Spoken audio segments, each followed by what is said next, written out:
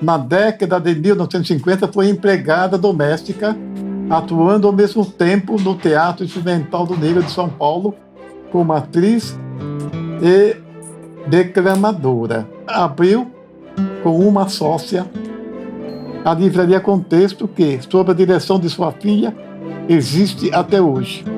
Faleceu em São Paulo em 1984. A palavra que eu queria achar da precursora, havia, no tempo da Nair, havia uma elite intelectual, e era por meio dessa elite que o negro conseguia mostrar exatamente aquela busca do respeito. O respeito vinha, sobretudo, pelo intelecto. Esse é o poeta, ficcionista e historiador da literatura Oswaldo de Camargo, que tem 17 livros publicados. Desde a década de 60, o Oswaldo pensa o Brasil. Nesse trecho que você ouviu agora, ele está falando da Nair Araújo, personagem que investigamos nesse episódio de abertura da segunda temporada do Livros no Centro. A Nair é uma das pessoas para quem o seu Oswaldo dedica seu segundo livro, 15 Poemas Negros. Você, por acaso, já ouviu falar dessa mulher? O livro do seu Oswaldo foi reeditado em 2022 pela Companhia das Letras com o título 30 Poemas de um Negro Brasileiro. Mas foi folheando outro livro na Megafauna recentemente que eu descobri a história da Nair. Você vai ficar sabendo dele no desenrolar deste episódio. Me chamou a atenção que, assim como eu, a Nair tivesse trabalhado mais de uma década na Livraria Cultura. Isso nos anos 60, quando a Cultura ainda era chamada de Biblioteca Circulante Eva Hers. E eu nunca tinha ouvido falar dela por lá. A Nair Araújo foi uma atriz, cantora, declamadora, ativista e empresária negra. Nos anos 70, ela fundou a Livraria Contexto, que abriu as portas para a difusão da literatura negra em São Paulo.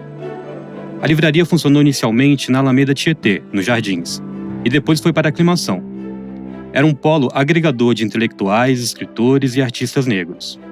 Um de seus frequentadores era o seu Oswaldo, que foi um grande parceiro da Nair e que vai nos ajudar a contar essa história. 52 anos depois, a Contexto segue de portas abertas ainda na Aclimação. A história da Nair, da Livraria Contexto, se mistura com a história de instituições muito importantes do ativismo e do pensamento negros no Brasil, dos anos 50 ao início dos anos 70.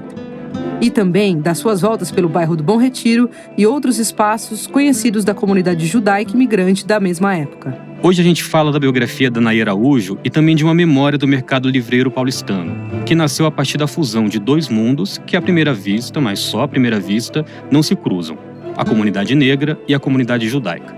Quem vai te contar tudo isso é a Rita Palmeira, curadora da Megafauna. Eu sou o Melvin Brito. E eu sou a Flávia Santos. Este é o primeiro episódio da segunda temporada do Livros no Centro, podcast da Livraria Megafauna. A cada edição, a gente te conta uma história diferente de leitores, escritores e dos livros que fazem parte da vida deles.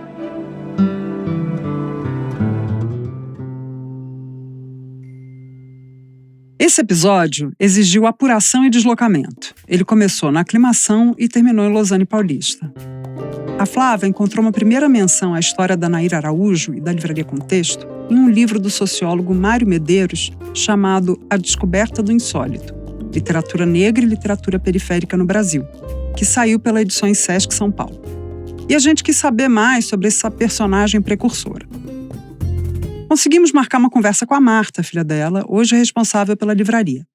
Fomos eu e a Flávia até a Contexto numa manhã de segunda-feira. A Marta abriu a livraria só pra gente, porque normalmente a Contexto funciona à tarde. Passamos umas horas lá. Como a Marta trabalha sozinha, fomos interrompidas algumas vezes por clientes, pelo técnico da Enel, por curiosos que só passam por ali de manhã e desconheciam a existência da livraria. E não é qualquer livraria. A Contexto é abarrotada de livros, novos e antigos.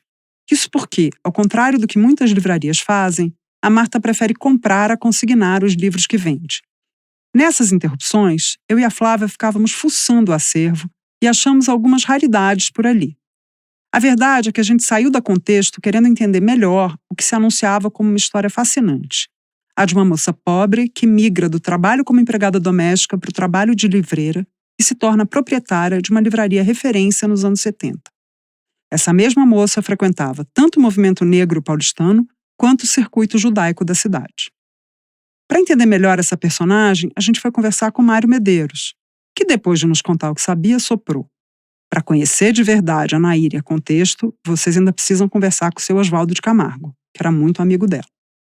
E assim fizemos numa tarde quente de junho, desta vez acompanhadas da Bruna Beber, nossa roteirista.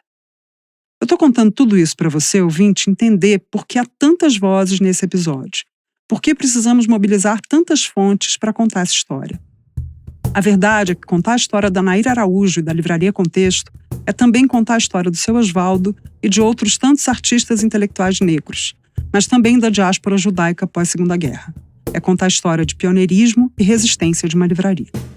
Bom, vamos lá então. Tudo bem? Vamos lá então. 1957, já estou na Associação Cultural do Negro. Já sou revisor do Estadão. Então, em 55, 56, digamos, 57, eu vejo um anúncio em um jornal falando a respeito de um baile numa associação chamada Associação Cultural do Negro. O senhor nunca tinha ouvido falar? Não, eu jamais tinha ouvido falar em negro ligado à cultura. Olha aqui. Eu nunca tinha ouvido. Eu sabia que o negro está ligado ao samba, ao batuque, etc. Mas a Associação Cultural do Negro. Em julho de 1956, quando Oswaldo de Camargo chega à Associação Cultural do Negro, ela funcionava no 16º andar do edifício Martinelli, Centro Histórico de São Paulo. Nair Araújo, então com 26 anos, já estava lá. Participava das inúmeras ações ligadas ao ativismo negro em São Paulo. A associação promovia debates e atos públicos, organizava bailes, cursos, tertúlias e publicava livros e jornais. O objetivo era repensar os papéis do negro na sociedade, buscando alternativas ao pensamento vigente desde o fim do regime escravocrata no Brasil. Também já estavam lá os jornalistas José Correia Leite e Jaime de Aguiar, personalidades importantes do pensamento afro-atlântico e da chamada imprensa negra paulista. E Tenente Rosário, pai daquela que viria a ser a nossa primeira deputada negra, Teodosina Rosário Ribeiro. Então eu conheço a Nair na Associação Cultural do Negro. E a Nair se aproxima. Eu tenho um poema que chama-se Grito de Angústia. E quem vai declamar constantemente esse poema em São Paulo e fora de São Paulo, a outras cidades para as quais, até as quais nós viajávamos, é a Nair Araújo. E ela tem o dom da declamação. Ela declama meu poema: dê-me a mão, meu coração pode mover o mundo com uma pulsação. Eu tenho dentro de mim anseio e glória que roubaram os meus pais. Meu coração pode mover o mundo, porque é o mesmo coração dos congos, bantus e outros desgraçados. É o mesmo. As famosas tertúlias da Associação Cultural do Negro. Noites temáticas, algumas vezes ao som de música e com a participação do coral da associação. Essas noites de poesia se chamavam Noite Cruz e Souza, Noite Luiz Gama, por exemplo. Antes das leituras e declamações, havia palestras e alguns membros faziam falas. Brancos também participavam. O sociólogo Florestan Fernandes estava sempre por lá. Colombina também, uma senhora que era dona de uma casa de poetas que fazia resistência à poesia moderna, um reduto do movimento parnasiano em Santa Cecília. O Oswaldo vai ler o trecho do convite de um evento em comemoração da abolição. 13 de maio convida Vossa Excelência e seus distintos familiares para assistirem à solenidade festiva dessa grande efeméride, na Associação Cultural do Negro. 77, comemorando a abolição. Aqui vai entrar Nair de novo. Nair está em todos, como o poeta Oswaldo de Camargo, ao piano e música do folclore nacional cantado pelo coral afro-brasileiro. Então a Nair é presente em tudo isso, a Nair está presente. Nair chega à cidade de São Paulo por volta de 1948, com 17 anos. Vinha de Dores do Indaiá, Minas Gerais, com o pai, a mãe e as duas irmãs, Olinda e Nazir, que voltará a aparecer nessa história. Antes, chegam a viver 10 anos no litoral paulista, em São Vicente. Já na capital, moram na rua Fernão Dias, no bairro de Pinheiros. Quando a nossa história começa, ela trabalha como empregada doméstica na casa de um médico em Higienópolis.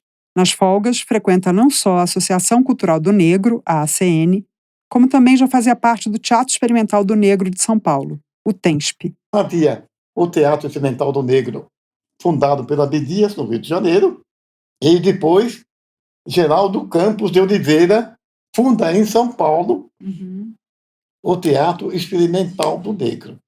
O Teatro Experimental do Negro vai ser um reduto para a divulgação de poemas, de textos, de tanta coisa. Abdias é Abdias Nascimento, poeta, dramaturgo, artista plástico, ator, professor em várias universidades norte-americanas. Um dos intelectuais mais destacados do ativismo panafricanista ao longo de décadas. Aí, baseado na experiência do Teatro Experimental do Negro, o TEM, do seu amigo Abdias, o professor jornalista intelectual Geraldo Campos de Oliveira funda e dirige o Teatro Experimental do Negro de São Paulo. Quem me contou mais sobre essa história foi o Mário Medeiros. O TENSP surgiu em 1945, né? A Associação Cultural do Negro surgiu em 54 e depois esses projetos eles se cruzam, se tornam quase que uma coisa só, né? Então a Anaí está dentro de um universo nos anos 50, 60 em São Paulo, que é um universo de ativistas. Alguns haviam pertencido à Frente Negra Brasileira, uma organização da década de 30. Alguns mais velhos também haviam pertencido ao universo da imprensa negra paulista. O Mário é o sociólogo, professor da Unicamp e autor de A Descoberta do Insólito, de que falamos agorinha, e que foi o livro onde a Flávia descobriu a Contexto e a Nair. O projeto do TENSP é um projeto semelhante ao do TEM, do Abdias. Eles repetem as mesmas peças em alguns momentos, quer dizer, vamos encenar Eugênio O'Neill, vamos encenar Albert Camus, né? Mas também tem algumas coisas muito próprias. Entre 45 e 54, quer dizer, entre esse período que nasce o TENSP e que nasce a Associação Cultural do Negro, tem uma ocupação do espaço público em diferentes teatros da cidade de São Paulo, tem uma formação de atores e atrizes. Se a Flávia soube da existência da Nair Araújo pelo livro do Mário, o Mário soube da existência da Nair quando pesquisava o TENSP. Durante um certo tempo, como o TENSP não tinha uma sede própria, quando surge a ACN, a associação, eles vão utilizar salas do edifício Martinelli, né? Enfim. Tem uma coincidência de projetos e muito dessa experiência negra de ativismo cultural, de ativismo político, passa por ali. A Nair, nesse momento, ela é uma declamadora, né? Ela é alguém interessada em literatura, é alguém interessada em atuar nesse universo de um ativismo cultural. O Mário conta que o Teatro Experimental do Negro tem uma origem que passa por esse universo de luta contra o racismo, da discussão da violência racial e também da ideia de colocar protagonistas negros em cena.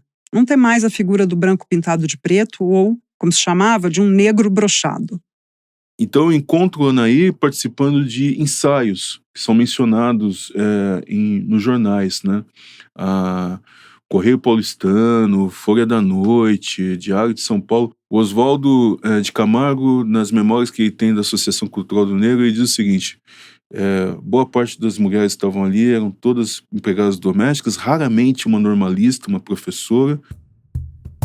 Algumas dessas mulheres trabalhavam como domésticas ou serventes em hospitais e vão virar atrizes profissionais. Caso de Jacira Sampaio, a primeira tia Anastácia, do Sítio do Pica-Pau Amarelo da TV Globo, e também de Ruth de Souza. Segundo ele, o universo amador desse contexto teatral vira uma grande escola. Como nomeou Abdias no passado, um adestramento, termo duro que se referia ao treinamento dessas mulheres do mundo doméstico para atuação. Esse adestramento, esse treinamento, não diz respeito apenas ao teatro. O teatro é como se ele fosse uma ferramenta, um mecanismo. Do que a gente está falando exatamente aqui? É um treinamento para atuação no mundo público. É um treinamento para pessoas que vão ter que romper com um passado dos seus pais, dos seus avós, eventualmente bisavós se conheceram, que vem do mundo da escravidão, do mundo do universo do pós-abolição. Nair era uma dessas mulheres, doméstica, atriz e... Quem vai me ajudar a publicar os 15 poemas negros? De novo, o seu Oswaldo. que aliás foi linotipado, naquele tempo era linotipo ainda, na Rua do Seminário, na mesma gráfica na qual foi linotipado Macunaíma do Mário de Andrade. Então, Anaí, graças a Anaí, eu fiz a edição dos 15 poemas negros. Então, entre a década de 50 e o começo da década de 60, Nair Araújo não estava fazendo uma dupla jornada, mas um verdadeiro triatlo. Empregada doméstica, atriz no Teatro Experimental do Negro de São Paulo, ativista na Associação Cultural do Negro. Como se não bastasse, mecenas do livro de Oswaldo de Camargo. Nossa, ela é uma excelente atriz. Ela fazia de tudo. Ela vendia ingresso, botava cartaz, né? Atuava, né? Nossa, assim, incrível. Multifacetada, realmente, viu? Essa é a Marta Araújo, filha única, herdeira do legado de Nair Araújo e hoje a pessoa responsável pela livraria Contexto. Ah, mas minha mãe fazia 300.000 coisas. No TENSP foi muito importante. Eu acho que isso que abriu até, né, os horizontes dela, assim, para depois fazer peças, né? Como é que você definiria sua mãe? Se você pudesse defini-la para o grande público, não como mãe, alguma coisa... Não, sei, como uma pessoa mesmo. Né? Personalidade, intelectualíssima. Super intelectual, uma mulher fina, nossa, classuda, muita classe. Sabe, minha mãe tinha, assim, uma elegância de alma, mas que resplandecia, assim, no físico. A Marta e o Oswaldo descrevem a Nair como uma mulher bonita e sorridente. A equipe do podcast foi atrás de imagens dela no palco, retratos, registros da sua voz, para tentar te contar um pouco mais como era essa artista. Mas a gente não encontrou nenhum vestígio. Pode ser que isso seja consequência da época, ou mesmo da falta de valorização que ela teve em vida. Então, a gente vai ter que contar um pouco com a sua imaginação. Voltando ao seu Oswaldo, não sei se você se lembra de que a Flávia falou na apresentação que o livro dele, 15 Poemas Negros, é dedicado a Nair Araújo e a outras pessoas. Ovídio Pereira dos Santos, Raimundo Rodrigues Silva e uma terceira figura que é importante para a nossa história, Doris Volhard Scherenberg, judia alemã refugiada da guerra, apoiadora do movimento negro e de sua cena literária, e amiga de Eva Herz, que fundaria a Livraria Cultura. Doris Scherenberg. E a Doris já frequentava a associação? Sim, a dona Doris Volhard Scherenberg, ela, desiludida com a Alemanha depois da guerra, ela veio ao Brasil, era amiga da dona Eva, da Livraria Cultura. Sim. Ela era judia. E a Doris foi muito importante, porque ela comprou uma casa na rua Matheus Grou, lá em Pinheiros, uma casa grande, e ela cedia essa casa para o Solano Trindade fazer ensaio. Ela tinha um quintal grande, e até mesmo monetariamente eu acho que ela chegou a ajudar o Solano. Uma vez eu estava com problemas em casa, eu falei: se você quiser ficar uma temporada aqui, você vem para cá, fica aqui uma temporada. Tornou-se muito amiga da gente, a Doris. Solano Trindade, poeta pernambucano, teatrólogo, ator e folclorista brasileiro. Artista e pensador que está na gênese do movimento negro, onde começou a atuar na década de 1930, também membro do Partido Comunista. Sobre a Dona Eva da Livraria Cultura, eu já conto mais. Elas eram amigas, a Doris e a Nair. Sim, então agora o nó aí é saber como foi que... Provavelmente pode ter conhecido na Associação Cultural do Negro. Para mim, a Doris estava se refugiando no meio negro. Ela achava que era alguma coisa mais genuína, humanamente falando. Eu tenho a impressão que dentro da Doris, ela via o negro ainda como uma espécie de guardião da humanidade. O Mário Medeiros conta outros detalhes. Ela assistia às nossas palestras, ela estava lá participando das reuniões. E ela não é a única. O José Mindlin, que é judeu, também está na Associação Cultural do Negro, num certo momento. Tem uma poeta de São Paulo dos anos 50 e 60, cujo o nome civil eu não vou me recordar, mas o nome de autora dela é Colombina, que é uma mulher judia, faz parte da Associação Cultural do Negro. Ela é tão importante nesse universo que parece que por ela passa uma rede de relações entre uma experiência negra e judia que leva alguém como a Nair a conhecer pessoas que conhecem pessoas que podem ajudá-la a criar uma livraria. Ela que vai levar a Nair para trabalhar na cultura quando ainda é lá embaixo, na Augusta. A casa da Doris, onde aconteciam aqueles encontros literários que a Nair frequentava, não era muito longe dessa primeira sede da cultura, que nesse tempo ainda se chamava Biblioteca Circulante. Fundada em 1947 por Eva Herz, a Dona Eva, e seu marido, Kurt Herz, a biblioteca, no início, se dedicava ao empréstimo de livros a imigrantes, mas no fim se tornou uma livraria. A Livraria Cultura, que funcionou por muitos anos no Conjunto Nacional, até que foi decretada sua falência em 2023. É nesse espaço da Biblioteca Circulante que se dá um dos cruzamentos do mundo judaico com o mundo negro em São Paulo. Doris e Nair se conhecem na Associação Cultural do Negro, e é a Doris que apresenta a Nair à família Herz no começo dos anos 60, o que vai reorientar a carreira da Nair. E aí, nesse vai e vem, minha mãe queria um emprego em livraria, né? Marta Araújo, filha da Nair, aqui novamente. E sempre foi uma leitora. Sempre. Quais eram os autores favoritos dela? Minha mãe gostava muito de poesia, lógico, né? Declamadora, tal, né? Tanto é que a gente tem em casa aqueles livros, assim, que é Castro Alves, eu sei, Navio Negreiro, quase que de cor, né? Por causa dela? Porque ela lia para você alto? E aí não, ela não lia alto. Eu mesma lia, mas minha mãe me contava 1000 histórias. Mas, assim, poesia, tudo de poesia. Carlos Drummond, Castro Alves. Até 2019, quando se aposentou, a Marta dava aulas em uma escola de idiomas. Trabalhou com a mãe e a tia Nazir, última sócia da Nair, na Livraria Contexto. Segue à frente do negócio da família, uma livraria de 52 anos. A Marta se formou como leitora em casa, mas também na Biblioteca Circulante Eva Herz. E contou para mim e para Flávia como era o ambiente por lá. Aí a Dona Eva me deu vários livros para eu ler, porque fiquei interessada, né? Então li Treblinka, li o Auschwitz, li tudo, né? Que tinha uma sala lá de biblioteca, né? Então eu sentava lá, ficava lendo a tarde inteira. Desculpa, me Na perdi. cultura, lá em cima. E os intelectuais negros frequentavam essa biblioteca também? Da Eva Herz? Não. Era uma coisa dos judeus imigrantes e dos que já moravam aqui. Livros para ler, né? Então, assuntos religiosos, né? Tá. Tinha rabino que ia lá, tal, né? E sua mãe ficou quanto tempo lá? Trabalhando? Na Circulante? Olha, até o momento que o Pedro Hertz disse assim, vou me mudar lá para o Conjunto Nacional, né? Aí quem quer ir, quem não quer, tal, né? Pedro Hertz, livreiro e empresário, filho de Eva Herz. Ele transformou a empresa da mãe e foi proprietário da Livraria Cultura por muitos anos. Minha mãe era a única pessoa que entendia de literatura, né? Que a Dona Eva não, né? Que era mais em alemão, tarará, né? Os livros, né? Aqueles pockets em alemão.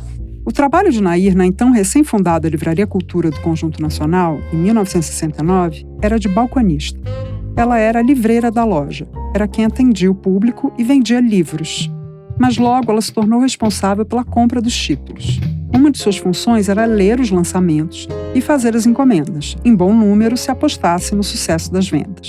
Foi assim, por exemplo, com a série de 7 volumes do romance histórico mais conhecido do escritor francês Maurice Druon, Os Reis Malditos, e também com 100 Anos de Solidão, de Gabriel Garcia Marques. Ela varava a noite lendo esses livros em, digamos, pré-venda, um termo que não existia na época. Mas e aí, aí ela ficou lá uns anos. Mas o sonho dela era abrir uma livraria, sabe? Era o sonho da vida dela. Ela queria uma livraria, né? Nair era uma mulher determinada, de muitos ideais e sonhos. Primeiro teve o sonho de trabalhar numa livraria. Depois, o sonho de ter a sua própria livraria. Abrir uma livraria no começo dos anos 70 era um sonho de realização mais complexa. O Mário diz em seu livro que os sentidos de liberdade aqui são variados. Eu cito: autonomia para tocar uma ideia de negócio próprio, bem como independência para realizar suas reuniões com outros ativistas negros. Fim da citação. Afinal, segundo a Marta, intelectuais negros não frequentavam a Circulante nem a Cultura. Nair tinha uma vasta rede, grandes amizades que acreditavam em seus sonhos e, claro, no seu tino para os negócios. Os sócios eram Selma Ehrlich e o Naldo Baker, ambos judeus e que conhecem a Nair como... A Marta pode contar. Olha, muito simples, né? Minha tia, a Nazir, ela comprava roupas lá no Bom Retiro, na época que era o que dominava, né? A colônia judaica, né? Comprava da Dora Pelk, mãe da Selma, né? E aí, um dia, acho que não sei o que era que estava acontecendo lá, não sei se era aniversário da Dona Dora ou se era da Selma, tarará, né? Então estavam lá conversando, tal, aí essa mãe, Nair, olha, se você um dia quiser abrir uma livraria, né? A gente podia entrar com grana, né? Para ser sócios seus, tal. Selma e o Naldo eram namorados e os dois eram da área da antropologia. Ele era docente, ela traduzia obras teóricas. Eles entraram com dinheiro e a Nair com a expertise livreira. A Nair pensa a Livraria Contexto não como uma livraria exclusiva para a circulação de obras literárias ou obras de pesquisa sobre o mundo negro, né? Ela é uma livraria, entre aspas, comum, como a Marta diz, e eu concordo. Você vai encontrar livros de toda a ordem, mas também livros negros ali. Aqui é o Mário quem fala. Ele usa como exemplo várias livrarias de São Paulo que surgem depois da abertura da Contexto, como a Livraria Ebó e a Livraria Griot, que funcionaram entre as décadas de 80 e 90 e só vendiam literatura negra ou assuntos relacionados ao mundo negro. Ele cita também livrarias que surgem a partir dos anos 2000, como é o caso da Africanidades, de Cat Valêncio, ou a Livraria Quitabu, do Rio, de Fernanda Felisberto e Heloísa Marcondes, que trabalham exclusivamente com literatura negra e especificamente literatura de autoria feminina negra. A Contexto abriu portas para muitos empreendimentos. E o mundo, felizmente, vem se transformando. Vamos ouvir o Oswaldo e em seguida o Mário. É claro que ela dava também uma importância ao assunto negro, mas não era uma livraria especializada na questão negra, né? E é claro que os negros que escreviam, sabendo que a dona, quem estava à frente era uma negra, com naturalidade se aproximavam ali. Eu acho que a Nair era sagaz porque ela diversifica o negócio, mas mantém uma parte do seu negócio ali com a venda de livros negros, né? E eu entendo isso como uma forma de ativismo e militância, sim. É um negócio. Ela ganha dinheiro com isso, né? Vende livro didático, é uma galeria de arte, uma galeria de exposição. Vende livros variados. Mas se alguém quisesse, nos anos 70, no começo dos anos 70, procurar obras de autores negros e algumas obras específicas, poderia encontrar na Contexto. A sociedade com Selma Ehrlich e o Naldo Becker é desfeita 3 anos depois. Por uma questão de leis de zoneamento que impede estabelecimentos comerciais em imóveis residenciais, a livraria se muda da Alameda Tietê para um primeiro endereço na Aclimação, onde havia também uma mini galeria de arte. E anos depois, para um segundo, onde está até hoje, Rua Pires da Mota, 884-886. Esse novo imóvel surge por meio das ligações de Nair com outro representante do meio judaico paulistano, Davi Zeiger, um judeu ucraniano, freguês da Contexto, extremamente importante na história da indústria têxtil em São Paulo, que ficou amigo da Nair na época da Biblioteca Circulante e da Cultura. A livraria ainda se chama Contexto, mas na junta comercial passa a ser Nair Araújo e Companhia. Suas sócias agora são a irmã Nazir e a filha Marta, ou seja, a Contexto vira uma empresa familiar. Nair, Nazir e Marta fizeram várias adaptações no imóvel. Segundo a Marta, Nair também quis investir, sobretudo porque as vitrines davam diretamente para a rua, e ela gostava de atrair a atenção das pessoas que circulavam por ali. Reformou o imóvel inteiro, assentou tijolinhos. A Contexto começou a funcionar ali no final da década de 70. Perde o espaço de galeria, mas segue sendo um ponto de encontro do pensamento negro, recebendo lançamentos esporádicos. Precisamente nessa época, estava sendo criada nada mais, nada menos do que a série Cadernos Negros. Vários daqueles escritores como Oswaldo, como José Corrêa Leite ou membros da associação frequentavam a livraria. Alguns dos escritores da nova geração Em 74 tem a criação do Centro de Cultura e Arte Negra, que sucede um pouco a associação. Em 78 vai vir a geração dos Cadernos Negros, o Quilombo hoje. Algumas dessas pessoas vão lançar livros ali, ou vão procurar livros dessa experiência negra ali. A série Cadernos Negros, organizada pelo Quilomboje, série importantíssima e ainda em atividade, pôs em circulação grande parte da produção literária afro-brasileira de todo o Brasil, entre contos e poemas. Alguns nomes que foram publicados ou lançados nos Cadernos Negros são o Cuti, Luiz Silva, um dos criadores, Esmeralda Ribeiro, Carlos Assunção, Oswaldo de Camargo, Miriam Alves, Conceição Evaristo, Abílio Ferreira. São centenas e centenas de artistas reunidos, e os Cadernos Negros seguem publicando a produção contemporânea. Teve o Cuti, né? Com Cadernos Negros. Que mais que Fala teve? um pouquinho. Ele era amicíssimo da minha mãe. Mas então, do Cuti teve lá, dos Cadernos Negros, do Seu Leite, Aquarelas. Ela conheceu o Seu Leite, né? José Correia Leite, que ele vinha aqui todo sábado tomar café com a minha mãe. Ele e o Raul vinham, né? Maravilhosos. Realmente, talentosos, né? Ele com as pinturas dele, aquarela e tal, né? E o Raul com o negócio de teatro, né? Que é filho da Áurea Campos, né? Já falamos do José Correia Leite no começo do episódio. Também falamos do Jaime de Aguiar. Na década de 20, eles criaram juntos o jornal O Clarim. E esse Raul que a Marta menciona é o Raul do Amaral, com quem o Correia Leite criou o desdobramento de O Clarim em 1945, chamado Alvorada. Áurea Campos foi atriz do Tem do Abdias e do Teatro de Arena, com vasta carreira no cinema e na televisão dos anos 60 aos anos 90. Muitos desses artistas intelectuais históricos do ativismo e pensamento negros, sociólogos, jornalistas da chamada imprensa negra, escritores, dramaturgos, eram amigos de Nair Araújo desde a época do TENSP e da Associação Cultural do Negro. E muitos deles frequentavam a Contexto. O Brasil deve muito a Nair Araújo. Só posso falar o seguinte, do meu contentamento em a pessoa da Nair Araújo, sobre a qual tenho cobrado, que se lembre, pegue-se uma data para falar a respeito da Nair. Claro.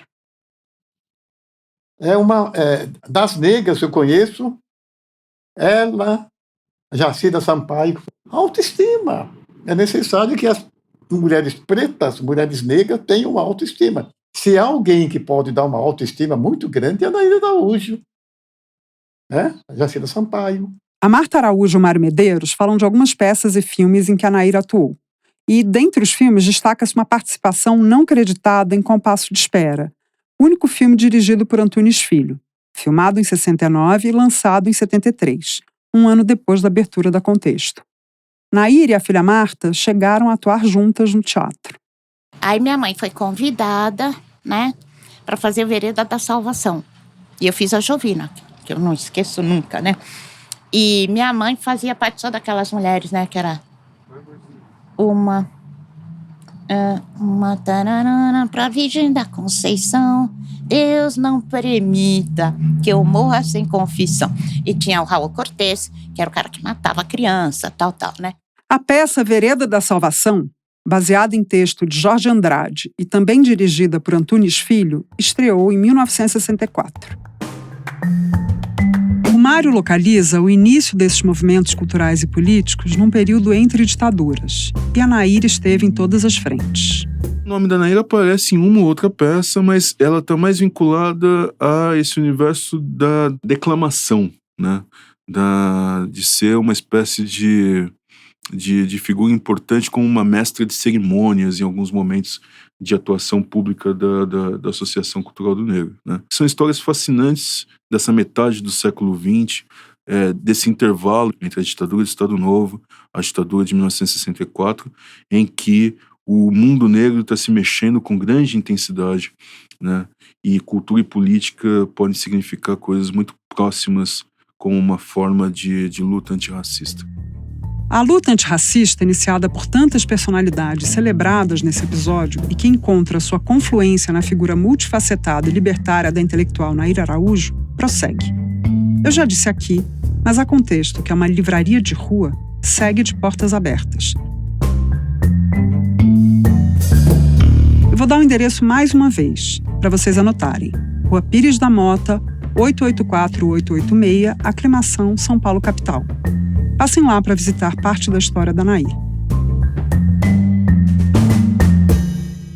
Quando a Nair morre, em 1984, a Marta e a Nazir, que tinham outros empregos enquanto ajudavam a tocar a livraria, assumem a Contexto. A não ser na pandemia, quando todas as portas se fecharam, a Contexto nunca fechou as portas. Desde a partida da Nair, não houve grandes mudanças no acervo, que não se pauta pelo aspecto mais comercial, segundo a Marta, com exceção de Harry Potter, é claro. Privilegia livros novos, literatura e livros escolares, e também vende papelaria e livros didáticos. Entre os brasileiros, a Marta destaca autores que nunca vai deixar de vender: Graciliano Ramos e Guimarães Rosa. A Marta conseguiu preservar o sonho da Nair. Consegui, meio capengando, mas consegui, com a graça de Dio Mil, né? Diz que é a porta que Deus abre, nenhum homem fecha, né? A livraria você vai manter até... Ah, sim, tenho de bengalinha aqui, mas vou estar firme, se Deus quiser. Você tem, assim, aquela força motriz, né? Sim. É, que nem ela, bichinho do livro.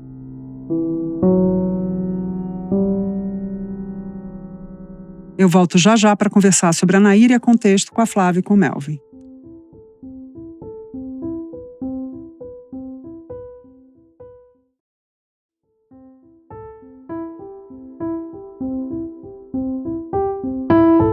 E aí, Flávia, Melvin, estavam com saudade de entrar no estúdio, de fazer o podcast? Ansiosos, voltamos.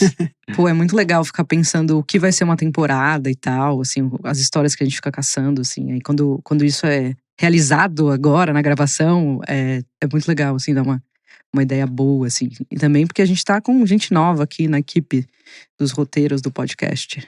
A Bruna Beber, poeta, tradutora, assumiu os roteiros, e a Laura Capello-Chunick, que era roteirista da primeira temporada, agora é supervisora, será que é esse o termo? Chefa, Laura Chefa. Além de atuar na edição. O que mais de novidade que a gente tem? Vocês leram muito? Nesse período de 6 meses aí? Bastante. A gente Ótimo. tenta um pouquinho dar uma lidinha. Que agora vem as dicas, né, Ita? É isso.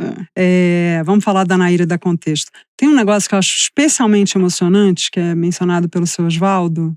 Aliás, a entrevista do seu Osvaldo inteira é muito emocionante. A Flávia estava lá e pode falar melhor. Mas de que quase a totalidade das mulheres que frequentavam a Associação Cultural do Negro trabalhavam como empregadas domésticas. Eu fiquei pensando, assim, na trajetória, sei lá, da Carolina Maria de Jesus, que trabalhou como doméstica e como catadora de papel enquanto escrevia. Bom, acho que todo mundo conhece a Carolina, né? Mas ela é autora de livros como O Quarto de Despejo, que saiu pela Ática.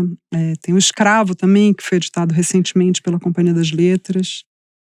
Mas, sei lá, tem uma coisa que é muito louvável, principalmente nessa brutalidade social e racial que é o Brasil, né? Mulheres que exercem profissões pouco reconhecidas, enquanto são também artistas, né, ao mesmo tempo artistas, ou que depois se tornam artistas, escritoras, artistas e tal. E a Nair é um exemplo disso, né, declamadora, atriz, e enquanto tinha esse outro emprego. Então, enquanto ela trabalhava lá na Rua Rio de Janeiro, na casa de um médico de Higienópolis, ela atuava como atriz e declamadora do TENSP. Ela frequentava o circuito dos livros até que se tornou livreira e depois dona de livraria. Então, uma trajetória muito impressionante. E num sistema de segregação social e racial como é o nosso, acho que é um feito ainda mais impressionante, né? Sei lá. Esse episódio é bonito porque parece que a gente recobra o direito à beleza que as pessoas de camadas mais pobres da população também tem o direito à beleza, né? A gente pode produzir beleza mesmo tendo um trabalho formal, que não é escritor, que não é teatrólogo. Então, você falou da Carolina, eu lembrei também da Dona Ivone Lara, que também só gravou o disco dela depois que ela se aposentou do emprego formal dela. E me lembrou um livro que eu li nas férias, já que a gente falou se a gente leu bastante, que foi a... Nas férias é ótimo, né? Porque a gente... Nas férias do podcast, gente. Várias facetas a gente tem aqui na Megafauna. Mas durante as férias do podcast, eu li um livro que chama Trilogia de Copenhagen, da Tove Javidsen. Desculpa o meu norueguês, não sei falar. Da Companhia das Letras, com a tradução da Elojan, nossa queridíssima, e da Kristen Garrubo. Nesse livro, é uma autoficção, assim, eu lembrei bastante da Annie Ernaux quando eu li. Então, é dividido em infância, juventude e a vida adulta dessa escritora, da Tove. E é a história dela saindo de uma camada popular, né, dos trabalhadores braçais ali. Operária, né? Operária, perto da Segunda Guerra já. E procurando a beleza dela, que ela gostava de ler, gostava de escrever, gostava de poesia. Então, ela vai contando essa jornada e os percalços e as dificuldades dessa jornada. Eu gostei bastante de Cape Melvin, que deve também conhecer outras coisas que tem esse tipo de jornada. Esse livro da Tove foi impressionante, assim, uma das leituras do ano. A busca pela beleza dela e a parte triste também, né? Que no final da vida ela sofre uma dependência, mas é um livro único no sentido de essa vida que se segue de uma menina pobre que sonha em ser poeta e que não tem ali uma luz para ser poeta, mas mesmo assim ela persiste. Isso é muito bonito, que me faz lembrar a fala que a Camila Souza Vichada fez nessa última vinda dela ao Brasil, agora na Feira do Livro de 24. E bem, para quem ainda não conhece a Camila Souza, ela é uma escritora argentina, é uma mulher trans, travesti. Já havia vindo ao Brasil na Flip de 22 lançar 2 outros livros, e agora ela voltou para lançar mais 3, então o público brasileiro tá aí completo com os livros da Camila. E ela comenta uma coisa muito interessante, que é o poder da escrita na vida dela, que a escrita para ela foi o único meio de sobrevivência que ela teve para sobreviver num meio literário onde um corpo travesti é um corpo não imaginado.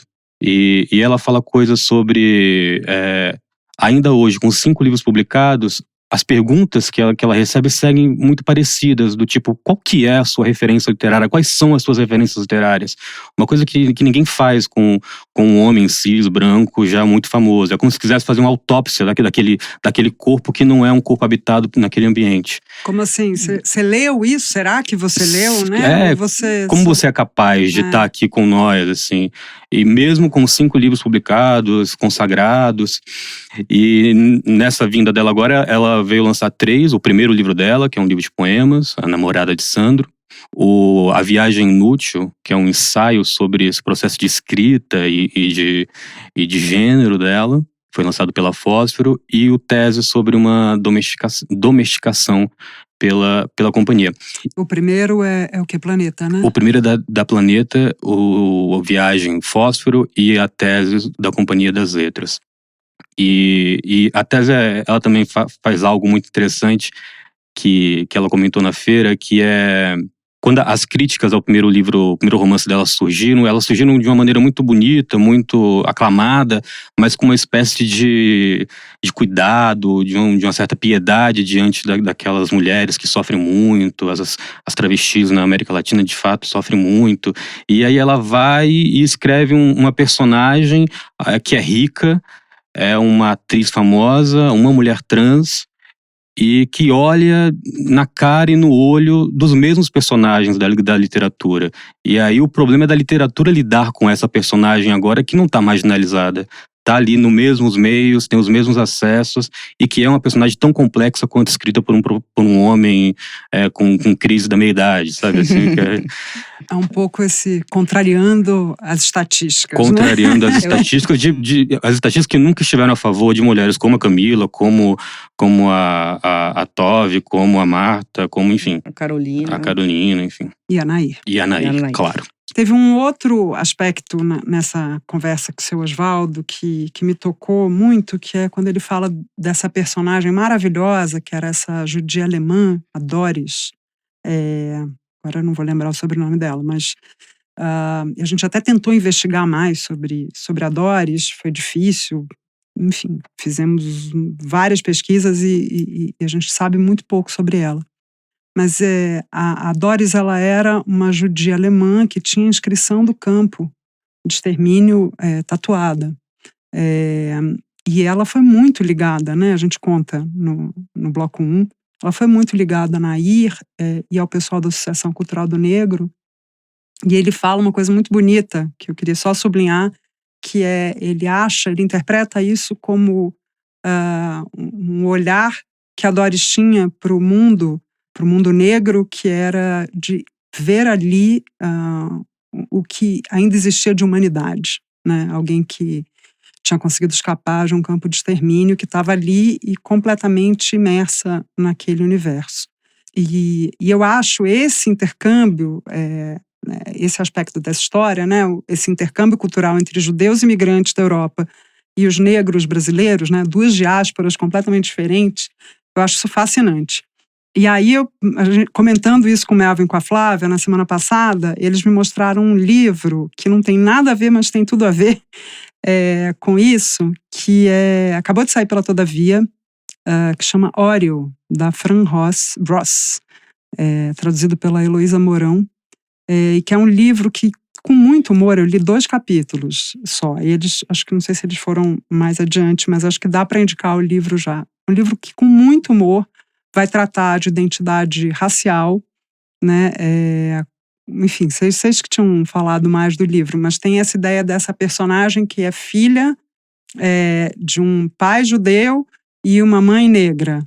Exato, né? exato. E de como as duas comunidades tinham preconceito uma com a outra, e ao mesmo tempo é um livro formalmente muito curioso, é um livro dos anos 70, 74, eu acho. Uhum. Um livro muito divertido e, ao mesmo tempo, muito inovador, muito interessante. Então, um livro muito bem-vindo, que, de alguma maneira, fala desse diálogo desses dois universos. O livro é a busca de uma filha de mãe negra e pai judeu, em busca desse pai judeu, né? Em busca dessa cultura judaica dela, com todos os preconceitos raciais e religiosos em torno disso.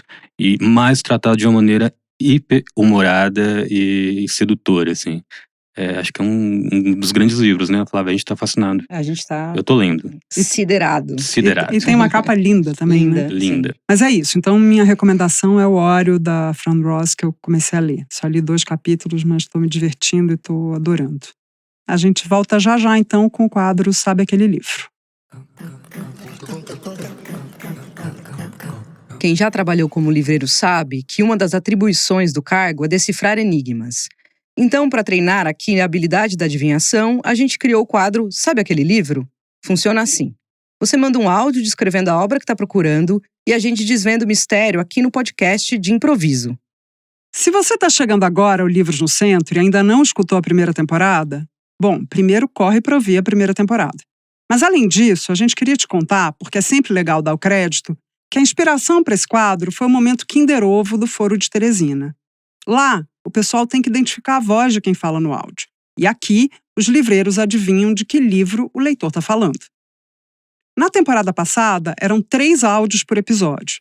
Nesse ano, a gente tem só um áudio. Então agora é sem segunda chance. Bora lá? Prontos? Vocês dois dividiam ali o troféu do ano passado, né? Será que a gente lembra como é que funciona esse jogo? Eu ganhei igual o Fluminense, no tapetão.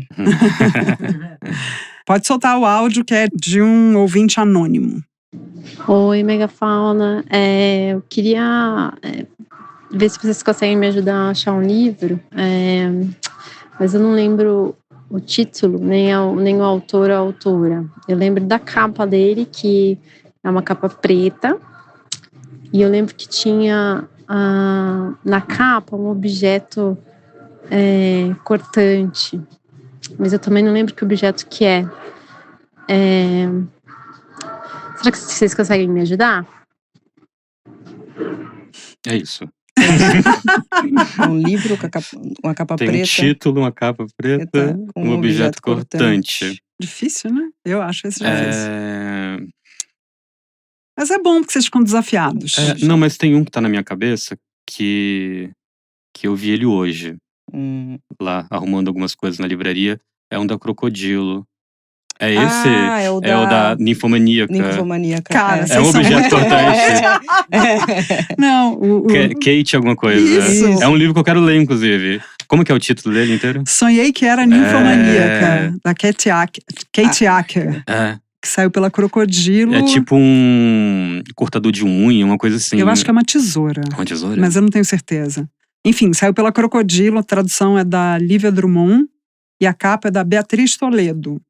Mais difícil esse. Eu Esse só de- lembrei esse- porque eu peguei o livro hoje e Nossa, tive que. Eu tava percorrendo as capas pretas, assim. Eu tava chegando no Corpos que Importam. Corpos que Importam. Tava tentando Tornar-se Cara, negro. tornar-se negro, exatamente. Achei bem bom, admirei. Para participar do quadro Sabe Aquele Livro, é só mandar seu áudio para o WhatsApp 11 910 15 0229. Conta pra gente também se você tá conseguindo adivinhar as charadas que passam por aqui. E para terminar essa edição, uma boa recomendação de leitura. Com o quadro Devorados, a gente traz para cá, cada episódio, um livro que uma pessoa da nossa equipe ou um convidado especial devorou e recomenda. Hoje, quem vai sugerir uma leitura para vocês é o Kuti, poeta e dramaturgo. Ele está lançando agora pela Companhia das Letras um livro de poemas Ritmo, o Manegrítico.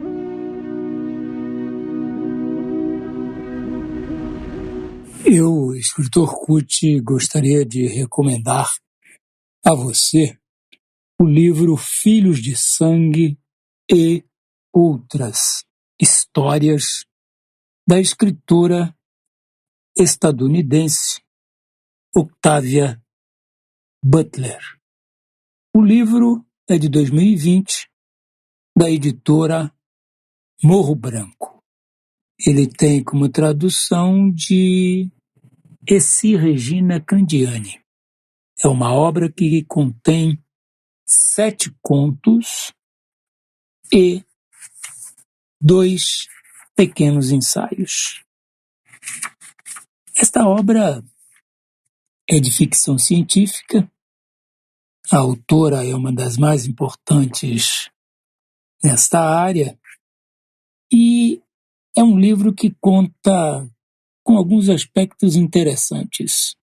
Além das histórias, você tem no final de cada uma delas um pequeno relato da escritora, revelando para nós a razão, o mote daquela história. Nos 2 ensaios, ela nos apresenta também algo muito valioso para a compreensão do livro e também dela como autora. Os 2 ensaios falam exatamente do ofício de escritora e como este ofício chegou na sua vida. Os 2 ensaios se chamam Obsessão Positiva e Furor Scribendi. Ela vai narrar nesses ensaios um pouco da sua trajetória e também o quão importante é para o escritor ter uma visão daquilo que deve ser feito após a sua obra estar pronta. Além disso, esse livro, nos contos propriamente ditos, ele nos traz o inusitado da relação entre seres extraterrestres e seres humanos. Vale a pena ler. Espero que vocês possam aproveitar essa obra, pois eu aproveitei muito. É um aprendizado a cada conto e um aprendizado muito importante nos 2 ensaios que eu citei. O Livros no Centro fica por aqui. Lembrou de alguma história legal sobre livros que possa render um episódio? Você pode mandar sugestões pelo @Livraria Megafauna no Instagram ou por e-mail, podcast@livrariamegafauna.com.br. A gente queria agradecer ao Kuti, ao Mário Medeiros, a Marta Araújo, ao Oswaldo de Camargo, ao Oswaldo de Camargo Filho, o Vadico, e a Stephanie Roque. O podcast Livros no Centro é realizado pela Livraria Megafauna. Eu sou a Irene de Holanda, diretora da Megafauna, e dirijo Livros no Centro junto com a Fernanda Diamante. A criação do projeto e a edição de roteiros são da Laura Capellucinic. O roteiro é da Bruna Beber. A Rita Palmeira, curadora da livraria, cuida da pesquisa e também colabora com a edição dos roteiros. Ela apresenta o Livros no Centro junto com a Flávia Santos, livreira e coordenadora da loja. O Maurício Gonzaga e o Melvin Brito, livreiros da Megafauna, se revezam na conversa do segundo bloco do podcast. Eles e a Flávia Santos colaboram com a Rita Palmeira na curadoria dos livros citados nos episódios. A Nina Knudson, coordenadora de eventos da Megafauna, lê os trechos de livros citados. A trilha sonora original é do João Camareiro. O desenho de som, a montagem e a finalização são do Vitor Oliveira. E as músicas complementares são do Vitor Oliveira e do Blue Dot. Quem faz a direção de locução é a Mica Lins. A pesquisa para o podcast é da Sheila Miranda. A Fernanda Fischer é responsável pela identidade visual. A ilustração é da Veridiane Scarpelli. A Leana Ferreira e a Manuela Stelzer fazem a comunicação do projeto e o André Stefanini faz a diagramação. A Júlia Brick é assistente de produção. O Ricardo Terto cuida da distribuição em todas as plataformas. A transcrição de áudio é da Larissa Della Corte. E quem faz a checagem é a Karime Elmor. Esse episódio do Livros no Centro foi gravado no estúdio Baticum. Os livros que citamos estão na descrição do episódio. Os que estão em catálogo você encontra na Megafauna e no site da livraria. Defenda o livro, frequente livrarias independentes. Dessa forma você descobre boas leituras e ainda fortalece a bibliodiversidade. Ficamos por aqui e te esperamos no próximo episódio.